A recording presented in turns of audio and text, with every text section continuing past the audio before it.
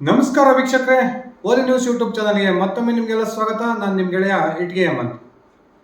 ಕಳೆದ 2019 ಲೋಕಸಭಾ ಚುನಾವಣೆಯಲ್ಲಿ ಇಡೀ ದೇಶದ ಗಮನವನ್ನು ಸೆಳೆದಿದ್ದಂತಹ ಮಂಡ್ಯ ಲೋಕಸಭಾ ಕ್ಷೇತ್ರ ಈ ಬಾರಿಯೂ ಕೂಡ ಅಂಥದೇ ಒಂದು ಸನ್ನಿವೇಶಕ್ಕೆ ಸಾಕ್ಷಿಯಾಗುತ್ತೆ ಅಂತಕ್ಕಂಥ ನಿರೀಕ್ಷೆಗಳನ್ನು ನಾವೆಲ್ಲ ಹೊಂದಿದ್ವಿ. ಕಳೆದ ಲೋಕಸಭಾ ಚುನಾವಣೆಯಲ್ಲಿ ಪಕ್ಷೇತರ ಅಭ್ಯರ್ಥಿಯಾಗಿ ಸ್ಪರ್ಧೆ ಮಾಡಿ ಬಿಜೆಪಿ ಹಾಗೂ ಇತರ ಎಲ್ಲ ಪಕ್ಷಗಳ ಬೆಂಬಲದೊಂದಿಗೆ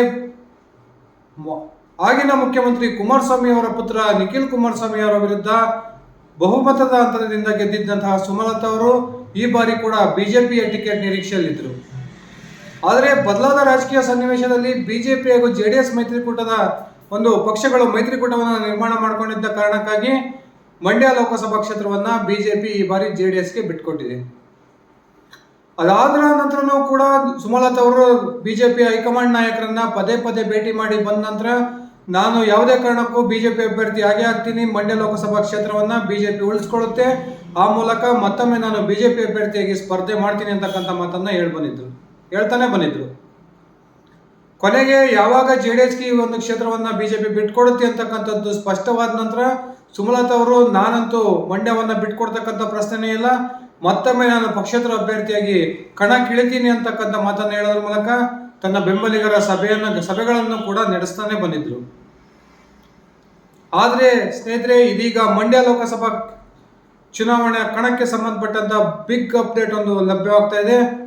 ಸುಮಲತಾ ಅವರು ಮಂಡ್ಯ ಲೋಕಸಭಾ ಚುನಾವಣಾ ಕಣದ ಕುರಿತು ಬಹುದೊಡ್ಡ ಒಂದು ತೀರ್ಮಾನಕ್ಕೆ ಬಂದಿದ್ದು ಇದೀಗ ಅದನ್ನು ಬಹಿರಂಗಗೊಳಿಸಿದ್ದಾರೆ. ಬನ್ನಿ ಸ್ನೇಹಿತರೆ, ಹಾಗಾದರೆ ಸುಮಲತಾ ತೆಗೆದುಕೊಂಡಿರ್ತಕ್ಕಂಥ ಬಹುದೊಡ್ಡ ನಿರ್ಧಾರ ಏನು, ಅದರಿಂದ ಯಾವ ಒಬ್ಬ ಅಭ್ಯರ್ಥಿಗೆ ಅನುಕೂಲ ಆಗ್ಬೋದು ತಿಳ್ಕೊಂಡು ಬರೋಣ.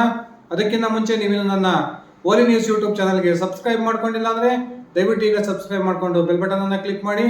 ನಾನು ಕೊಡೋ ಮಾಹಿತಿ ನಿಮ್ಗೆ ಇಷ್ಟ ಆಗಿದ್ರೆ ಈ ವಿಡಿಯೋಗೆ ಲೈಕ್ ಮಾಡಿ, ಶೇರ್ ಮಾಡಿ, ಕಮೆಂಟ್ ಮಾಡಿ. ವೀಕ್ಷಕರೇ, ನಾವೆಲ್ಲ ಅಂದ್ಕೊಂಡಿದ್ವಿ ಕಳೆದ ಲೋಕಸಭಾ ಚುನಾವಣೆಯಂತೆಯೇ ಈ ಬಾರಿಯೂ ಕೂಡ ಮಂಡ್ಯ ಲೋಕಸಭಾ ಕ್ಷೇತ್ರ ಇಡೀ ದೇಶದ ಗಮನವನ್ನು ಸೆಳೆಯುತ್ತೆ ಅಂತ. ಯಾಕಂದ್ರೆ ಈಗಾಗಲೇ ಕಾಂಗ್ರೆಸ್ ಅಲ್ಲಿಗೆ ಸ್ಟಾರ್ ಚಂದ್ರ ಅಂತಕ್ಕಂಥ ಒಬ್ಬ ಬಿಲ್ಡರ್ ಅನ್ನ ಅಭ್ಯರ್ಥಿಯಾಗಿ ಘೋಷಣೆ ಮಾಡಿದೆ. ಇನ್ನ ಬಿಜೆಪಿ ಜೆಡಿಎಸ್ ಮೈತ್ರಿಕೂಟದ ಅಭ್ಯರ್ಥಿ ಒಬ್ರು ಕಣಕ್ಕಿಳಿಯೋದು ಪಕ್ಕ ಅಂತಾನೆ ನ್ಯೂಸ್ ಇದೆ. ಈ ಇಬ್ಬರು ಅಭ್ಯರ್ಥಿಗಳ ನಡುವೆ ಸುಮಲತಾ ಮತ್ತೊಮ್ಮೆ ಪಕ್ಷೇತರ ಅಭ್ಯರ್ಥಿಯಾಗಿ ಕಣಕ್ಕಿಳಿತೀನಿ ಅಂತಕ್ಕಂಥ ಮಾತನ್ನ ಹೇಳಿದ್ರು. ತಮ್ಮ ಬೆಂಬಲಿಗರ ಅನೇಕ ಸಭೆಗಳನ್ನು ಕೂಡ ನಡೆಸಿದ್ರು.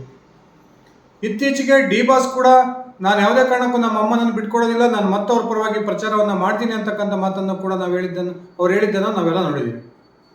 ಆದರೆ ಇದೀಗ ಮಂಡ್ಯ ಲೋಕಸಭಾ ಚುನಾವಣಾ ಕಣಕ್ಕೆ ಸಂಬಂಧಪಟ್ಟಂತೆ ಸುಮಲತಾ ಅವರು ಬಹುದೊಡ್ಡ ನಿರ್ಧಾರಕ್ಕೆ ಬಂದಿದ್ದು, ಬಿಜೆಪಿಯ ರಾಷ್ಟ್ರೀಯ ನಾಯಕರು ಒಂದು ವೇಳೆ ನನಗೆ ಸೂಚನೆಯನ್ನು ನೀಡಿದರೆ ನಾನು ಜೆಡಿಎಸ್ನ ಅಭ್ಯರ್ಥಿಗೆ ನನ್ನ ಬೆಂಬಲವನ್ನು ಕೊಡ್ತೀನಿ, ನಾನು ಕಣದಲ್ಲಿ ಉಳಿಯೋದಿಲ್ಲ ಅಂತಕ್ಕಂಥ ಮಾತನ್ನ ಸ್ಪಷ್ಟವಾಗಿ ಹೇಳಿದ್ದಾರೆ. ಹಾಗಾದ್ರೆ ಸುಮಲತಾ ಅವರು ಈ ಒಂದು ಘೋಷಣೆಯನ್ನು ಯಾಕೆ ಮಾಡಿರ್ಬೋದು? ತನ್ನ ರಾಜಕೀಯ ಶತ್ರುವಾಗಿರ್ತಕ್ಕಂಥ ಜೆಡಿಎಸ್ಗೆ ನಾನು ಬೆಂಬಲಿಸ್ತೀನಿ ಅಂತಕ್ಕಂಥ ಒಂದು ಹೇಳಿಕೆಯನ್ನು ಯಾಕೆ ಕೊಟ್ಟರು ಅಂತ ನಾವು ಯೋಚನೆ ಮಾಡಿದ್ರೆ, ಸುಮಲತಾ ಅವರಿಗೆ ಕಳೆದ 2019 ಚುನಾವಣೆಯಲ್ಲಿದ್ದಂತಹ ವಾತಾವರಣ, ಗೆಲುವಿನ ವಾತಾವರಣ ಮಂಡ್ಯ ಲೋಕಸಭಾ ಕ್ಷೇತ್ರದಲ್ಲಿ ಇಲ್ಲ. ಕಳೆದ ಚುನಾವಣೆಯಲ್ಲಿ ಕಾಂಗ್ರೆಸ್ ಜೆಡಿಎಸ್ ಮೈತ್ರಿಕೂಟದ ಅಭ್ಯರ್ಥಿಯಾಗಿ ನಿಖಿಲ್ ಕುಮಾರಸ್ವಾಮಿ ಅವರು ಸ್ಪರ್ಧೆ ಮಾಡಿದ್ರು ಕೂಡ ಕಾಂಗ್ರೆಸ್ನ ಬಹುತೇಕ ಕಾರ್ಯಕರ್ತರು, ಬಹುತೇಕ ನಾಯಕರು ಸುಮಲತಾ ಅವರಿಗೆ ಬೆಂಬಲವನ್ನು ಕೊಡೋದ್ರ ಮೂಲಕ ಸುಮಲತಾ ಅವರ ಗೆಲುವಿಗೆ ಸಹಕಾರಿಯಾಗಿದ್ದರು. ಅದೇ ರೀತಿ ಖ್ಯಾತ ಚಲನಚಿತ್ರ ನಟರಾಗಿರ್ತಕ್ಕಂಥ ದರ್ಶನ್ ಅವರಾಗಿರ್ಬೋದು, ಹಾಗೆಯೇ ಯಶ್ ಅವರಾಗಿರ್ಬೋದು, ಟೊಂಕ ಕತ್ತಿ ನಿಂತು ಸುಮಲತಾ ಅವರನ್ನ ಗೆಲ್ಸೋದಿಕ್ಕೆ ಹಗಲು ರಾತ್ರಿ ಕಷ್ಟಪಟ್ಟಿದ್ರು. ಅದಷ್ಟೇ ಅಲ್ಲ, ಕಳೆದ ಲೋಕಸಭಾ ಚುನಾವಣೆ ವೇಳೆಯಲ್ಲಿ ಅಂಬರೀಷ್ ಅವರು ಏನು ತೀರ್ಕೊಂಡಿದ್ರು, ಅವರೊಂದು ಅನುಕಂಪ ಕೂಡ ಸುಮಲತಾ ಅವರ ಗೆಲುವಿಗೆ ಪ್ರಮುಖ ಕಾರಣ ಆಗಿತ್ತು. ಅದಷ್ಟೇ ಅಲ್ಲದೆ ಬಿಜೆಪಿ ಕೂಡ ಅತ್ಯಂತ ಓಪನ್ ಆಗಿ ಸುಮಲತಾ ಅವರಿಗೆ ಬೆಂಬಲವನ್ನು ಸೂಚಿಸಿ ಆ ಮೂಲಕ ಬಿಜೆಪಿ ಎಲ್ಲ ಮತಗಳು ಕೂಡ ಸುಮಲತಾ ಅವರಿಗೆ ಶಿಫ್ಟ್ ಆಗಿದ್ವು. ಇದು ಇಷ್ಟರ ನಡುವೆ ರೇವಣ್ಣನವರು ಆಡಿರ್ತಕ್ಕಂಥ ಮಾತುಗಳಾಗಿರ್ಬೋದು, ನಿಖಿಲ್ ಕುಮಾರಸ್ವಾಮಿ ಅವರು ಆಡಿರ್ತಕ್ಕಂಥ ಮಾತುಗಳಾಗಿರ್ಬೋದು ಸುಮಲತಾ ಅವರ ಗೆಲುವಿಗೆ ಸಹಕಾರಿಯಾದವು. ರೇವಣ್ಣ ಅವರು ಯಾವಾಗ ಗಂಡ ಸತ್ತ 6 ತಿಂಗಳಾಗಿಲ್ಲ, ಈ ಅಮ್ಮನಿಗೆ ಚುನಾವಣೆ ಬೇಕು ಅಂತಕ್ಕಂಥ ಮಾತನಾಡಿದರು. ಅದಾದ ನಂತರ ಸುಮಲತಾ ಅವರು ಸ್ವಾಭಿಮಾನದ ವಿಚಾರವನ್ನು ಎತ್ಕೊಂಡು ಮಂಡ್ಯ ಲೋಕಸಭಾ ಕ್ಷೇತ್ರದಲ್ಲಿ ಮತವನ್ನು ಕೇಳಿದರು. ಇದರಿಂದ ಮಹಿಳಾ ಮತದಾರರನ್ನು ಅತ್ಯಂತ ಹೆಚ್ಚು ಸೆಳೆದಂತಹ ಸುಮಲತಾ ಅವರು ನಿಖಿಲ್ ಕುಮಾರಸ್ವಾಮಿ ಅವರು ವಿರುದ್ಧ ಅತ್ಯಂತ ಸುಲಭವಾದ ಗೆಲುವನ್ನು ಕಂಡರು. ಆದರೆ ಇತ್ತೀಚಿನ ಬೆಳವಣಿಗೆಯಲ್ಲಿ ಸುಮಲತಾ ಅವರು ಕೂಡ ತನ್ನದೇ ಸರ್ವೆ ತಂಡದಿಂದ ಸರ್ವೆ ಕಾರ್ಯವನ್ನು ಮಂಡ್ಯ ಲೋಕಸಭಾ ಕ್ಷೇತ್ರದಲ್ಲಿ ಕೈಗೊಂಡಿದ್ದರು. ಹಾಗೂ ರಾಷ್ಟ್ರೀಯ ಸರ್ವೆ ಸಂಸ್ಥೆಗಳು ನಡೆಸಿರ್ತಕ್ಕಂಥ ಎಲ್ಲಾ ಸರ್ವೆಗಳಲ್ಲೂ ಕೂಡ ಸುಮಲತಾ ಅವರು ಈ ಬಾರಿ ಯಾವುದೇ ಕಾರಣಕ್ಕೂ ಮಂಡ್ಯ ಲೋಕಸಭಾ ಕ್ಷೇತ್ರದಲ್ಲಿ ಗೆಲ್ಲೋದಿಲ್ಲ ಅಂತಕ್ಕಂಥ ಒಂದು ವರದಿಗಳನ್ನ ಬಿತ್ತರಿಸಿದ್ವು. ಇಷ್ಟೆಲ್ಲ ಆದ್ಮೇಲೆ ಕೂಡ ಸುಮಲತಾ ಅವರು ನನಗೆ ಬಿಜೆಪಿ ಟಿಕೆಟ್ ಅನ್ನ ಕೊಡುತ್ತೆ, ನಾನು ಬಿಜೆಪಿಯಿಂದಲೇ ಮಂಡ್ಯ ಲೋಕಸಭಾ ಕ್ಷೇತ್ರದ ಅಭ್ಯರ್ಥಿ ಆಗ್ತೀನಿ ಅಂತಕ್ಕಂಥ ನಿರೀಕ್ಷೆಯಲ್ಲಿದ್ರು. ಆದರೆ ಬಿಜೆಪಿ ಇದೀಗ ಆ ಕ್ಷೇತ್ರವನ್ನ ಜೆಡಿಎಸ್ಗೆ ಬಿಟ್ಕೊಟ್ಟಿದೆ. ಇದಿಷ್ಟೇ ಅಲ್ಲ ಸ್ನೇಹಿತರೆ, ಇನ್ನೂ ಒಂದು ದೊಡ್ಡ ವಿಚಾರವಿದೆ. ಬಿಜೆಪಿಯ ಹೈಕಮಾಂಡ್ ನಾಯಕರ ಜೊತೆಗೆ ಅತ್ಯುತ್ತಮ ಸಂಬಂಧವನ್ನು ಹೊಂದಿರತಕ್ಕಂಥ ಸುಮಲತಾ ಅವರಿಗೆ ಬಿಜೆಪಿಯ ಹೈಕಮಾಂಡ್ ನಾಯಕರು, ಅದರಲ್ಲೂ ಕೂಡ ನಂಬರ್ 1 ನಂಬರ್ 2 ಅಂತ ಏನು ಬಿಜೆಪಿ ಹೈಕಮಾಂಡ್ ನಾಯಕರಿದ್ದಾರೆ ನರೇಂದ್ರ ಮೋದಿ ಹಾಗೂ ಅಮಿತ್ ಶಾ ಅವರು ಸುಮಲತಾ ಅವರಿಗೆ ಬರಲಿರ್ತಕ್ಕಂಥ ದಿನಗಳಲ್ಲಿ ನಿಮಗೆ ಸೂಕ್ತ ಸ್ಥಾನಮಾನವನ್ನು ನಾವು ಕಲ್ಪಿಸಿಕೊಡ್ತೀವಿ ಅಂತಕ್ಕಂಥ ಭರವಸೆಯನ್ನ ನೀಡಿದ್ದಾರೆ ಅಂತಕ್ಕಂಥ ಒಂದು ಮಾಹಿತಿಗಳು ಲಭ್ಯವಾಗ್ತಿದ್ದಾವೆ. ಇದೇ ಕಾರಣಕ್ಕೆ ಸುಮಲತಾ ಅವರು ಇದೀಗ ಜೆಡಿಎಸ್ ಬೆಂಬಲಕ್ಕೆ ನಾನು ನಿಲ್ತೀನಿ, ನಾನು ಬಿಜೆಪಿ ವರಿಷ್ಠರು ಹೇಳಿದರೆ ನಾನು ಮೈತ್ರಿ ಧರ್ಮವನ್ನ ಪಾಲಿಸೋದಕ್ಕೆ ರೆಡಿ ಇದ್ದೀನಿ ಅಂತಕ್ಕಂಥ ಘೋಷಣೆಯನ್ನ ಮಾಡಿದ್ದಾರೆ. ಬಿಜೆಪಿಯ ಹೈಕಮಾಂಡ್ ನಾಯಕರೊಂದಿಗೆ ಸುಮಲತಾ ಅವರ ಸಂಬಂಧ ನಮಗೆಲ್ಲ ಗೊತ್ತಿದೆ, ಅತ್ಯುತ್ತಮವಾದ ಸಂಬಂಧವನ್ನು ಹೊಂದಿದ್ದಾರೆ. ರಾಜ್ಯದ ಬಿಜೆಪಿ ನಾಯಕರ ಜೊತೆಗೆ ಅಷ್ಟೇನು ಉತ್ತಮ ಸಂಬಂಧವನ್ನ ಸುಮಲತಾ ಅವರು ಹೊಂದಿಲ್ಲ. ಆದರೆ ನರೇಂದ್ರ ಮೋದಿ ಅವರ ಅತ್ಯಾಪ್ತ ಬಳಗದಲ್ಲಿ ಗುರುತಿಸಿಕೊಂಡಿರ್ತಕ್ಕಂಥ ಕೆಲವು ಸಂಸದರಲ್ಲಿ ಸುಮಲತಾ ಕೂಡ ಒಬ್ಬರು.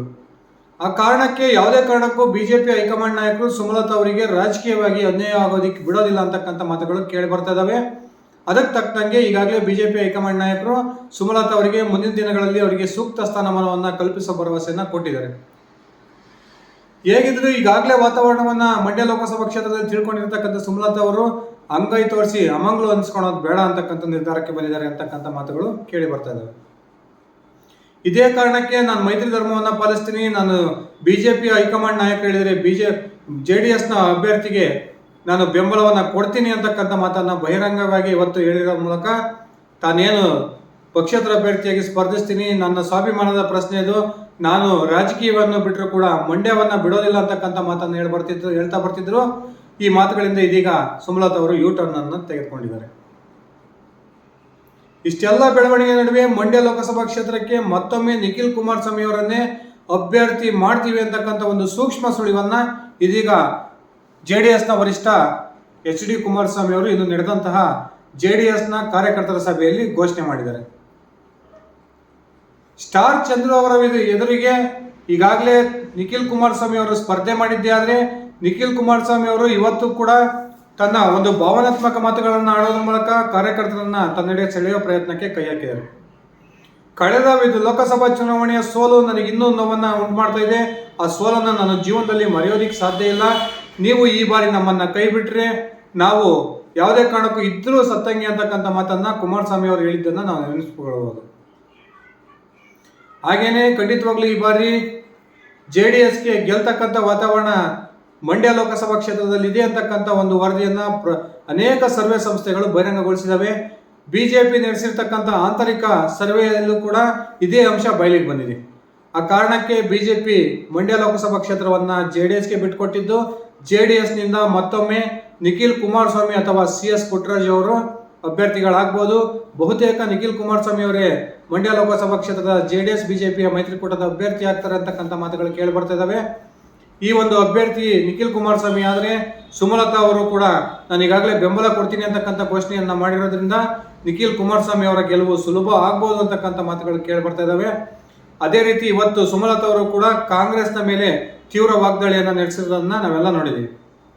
ಕಾಂಗ್ರೆಸ್ನ ಟಿಕೆಟ್ 100 ಕೋಟಿ ರೂಪಾಯಿಗೆ ಸೇಲ್ ಆಗಿದೆ. ಅದೇ ಕಾರಣಕ್ಕೆ ಯಾವುದೇ ರಾಜಕೀಯ ಹಿನ್ನೆಲೆ ಇಲ್ಲದಂತಹ ಸ್ಟಾರ್ ಚಂದ್ರ ಅವರಿಗೆ ಕಾಂಗ್ರೆಸ್ ಟಿಕೆಟ್ ಅನ್ನ ಕೊಟ್ಟಿದೆ ಅಂತಕ್ಕಂಥ ವಾಗ್ದಾಳಿಯನ್ನ ಸುಮಲತಾ ಅವರು ಮಾಡಿದ್ರು. ಇತ್ತೀಚೆಗೆ ತಾನೇ ಕಾಂಗ್ರೆಸ್ನ ರಾಜ್ಯ ಪ್ರಧಾನ ಕಾರ್ಯದರ್ಶಿಯಾಗಿದ್ದಂತಹ ಡಾಕ್ಟರ್ ರವೀಂದ್ರ ಅವರು ಪಕ್ಷವನ್ನು ತೊರೆದ ನಂತರ ಕಾಂಗ್ರೆಸ್ನ ವಿರುದ್ಧ ಒಂದು ಬಹುದೊಡ್ಡ ಬಾಂಬನ್ನು ಹಾಕಿದ್ರು. ಕಾಂಗ್ರೆಸ್ನಲ್ಲಿ ದುಡ್ಡಿದ್ದವರಿಗಷ್ಟೇ ಟಿಕೆಟ್ ಲಭ್ಯವಾಗುತ್ತೆ, ಈ ಕಾಂಗ್ರೆಸ್ನ ಟಿಕೆಟ್ 100 ಕೋಟಿಗೂ ಹೆಚ್ಚು ರೂಪಾಯಿಗಳಿಗೆ ಸೇಲ್ ಆಗ್ತಾ ಇದೆ ಅಂತಕ್ಕಂಥ ಆರೋಪವನ್ನ ಮಾಡಿದ್ರು. ಅದೇ ಆರೋಪವನ್ನ ಮತ್ತೊಮ್ಮೆ ಸುಮಲತಾ ಅವರು ಕೂಡ ಇವತ್ತು ಕಾಂಗ್ರೆಸ್ನ ಮೇಲೆ ಮಾಡ್ತಾ ಇದ್ದಾರೆ. ಕಾದ್ ನೋಡೋಣ ಸ್ನೇಹಿತರೆ, ಮಂಡ್ಯ ಲೋಕಸಭಾ ಕ್ಷೇತ್ರ ರಾಜಕೀಯ ಯಾವೆಲ್ಲ ತಿರುವನ್ನ ತೆಗೆದುಕೊಳ್ಳುತ್ತೆ. ಸುಮಲತಾ ಅವರ ಬೆಂಬಲದೊಂದಿಗೆ ಜೆಡಿಎಸ್ನ ಅಭ್ಯರ್ಥಿ ಅತ್ಯಂತ ಸುಲಭ ಗೆಲುವನ್ನ ಮಂಡ್ಯ ಲೋಕಸಭಾ ಕ್ಷೇತ್ರದಲ್ಲಿ ಕಾಣ್ತಾರ, ಅಥವಾ ಮೊನ್ನೆ ತಾನೇ ಏನು ಮಂಡ್ಯದಲ್ಲಿ ಸಮಾವೇಶನ ಮಾಡಿದಂತಹ ಕಾಂಗ್ರೆಸ್ನ ನಾಯಕರು ಗುಡುಗಿದ್ರಲ್ಲ, ಈ ಬಾರಿ ಮಂಡ್ಯ ಲೋಕಸಭಾ ಕ್ಷೇತ್ರವನ್ನು ನಾವು ಗೆದ್ದೇ ಗೆಲ್ತೀವಿ ಅಂತ, ಆ ಮಾತು ಸತ್ಯವಾಗುತ್ತಾ ಅಥವಾ ಕಾಂಗ್ರೆಸ್ಗೆ ತೀವ್ರ ಮುಖಭಂಗ ಆಗೋದ್ರ ಮೂಲಕ ಚಲುವರಾಯಸ್ವಾಮಿ ಅವರಿಗೆ ಮಂಡ್ಯ ಲೋಕಸಭಾ ಕ್ಷೇತ್ರದಲ್ಲಿ ತೀವ್ರ ಹಿನ್ನಡೆ ಉಂಟಾಗುತ್ತಾ ಕಾದ್ ನೋಡೋಣ. ಇದಿಷ್ಟಾಗಿತ್ತು ಸ್ನೇಹಿತರೆ ನನ್ನ ಇವತ್ತಿನ ಸ್ಫೋಟಕ ಮಾಹಿತಿಯ ವಿಡಿಯೋ. ನಾನು ಕೊಟ್ಟಿರ್ತಕ್ಕಂಥ ಮಾಹಿತಿ ನಿಮ್ಗೆ ಇಷ್ಟ ಆಗಿದ್ರೆ ದಯವಿಟ್ಟು ಈ ವಿಡಿಯೋಗೆ ಲೈಕ್ ಮಾಡಿ, ಶೇರ್ ಮಾಡಿ, ಕಮೆಂಟ್ ಮಾಡಿ. ಅದೇ ರೀತಿ ನೀವಿನ್ನು ನನ್ನ ಓಲಿ ನ್ಯೂಸ್ ಯೂಟ್ಯೂಬ್ ಚಾನಲ್ಗೆ ಸಬ್ಸ್ಕ್ರೈಬ್ ಮಾಡ್ಕೊಂಡಿಲ್ಲ ಅಂದರೆ ದಯವಿಟ್ಟು ಸಬ್ಸ್ಕ್ರೈಬ್ ಮಾಡಿಕೊಂಡು ಬೆಲ್ ಬಟನ್ ಅನ್ನು ಕ್ಲಿಕ್ ಮಾಡಿ. ಧನ್ಯವಾದಗಳು ಸ್ನೇಹಿತರೆ.